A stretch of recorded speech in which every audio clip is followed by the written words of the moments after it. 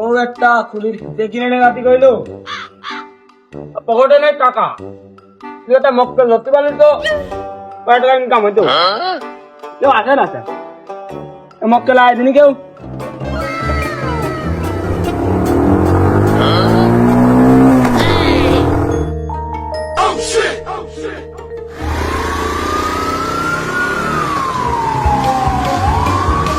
ওইটা আমার পিছনে দেখলে কেন? এর আবার আমি কিছু ঠাবালাম।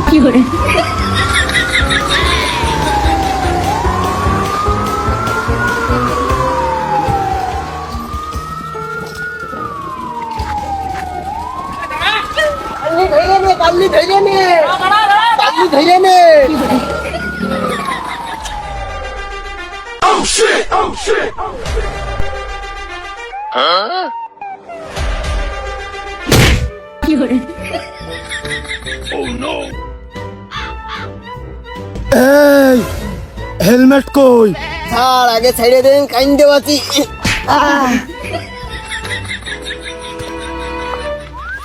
বজ্জাত, খুব বজ্জাত স্যারে।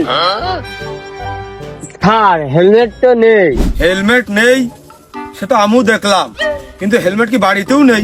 ওই স্যার আমার ওই মিশে কথা কওয়ার স্বভাব নেই, বাড়িতেও হেলমেট নেই। শালা, বাড়িতে হেলমেট নেই, গাড়িতে হেলমেট নেই, দোকানেও কি নেই? দোকানে বহুত আছে, এটাই সত্যি কথা।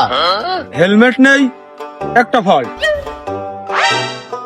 ও তো গাড়ির কাগজপত্র বের কর। গাড়ির কাগজপত্র আমার কাছে নেই। তো ফোন দিয়ে বাড়িতে নিয়ে আসতি ক?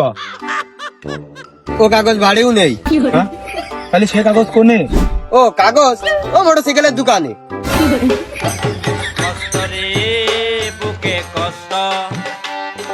ঠিক কথা কইছি।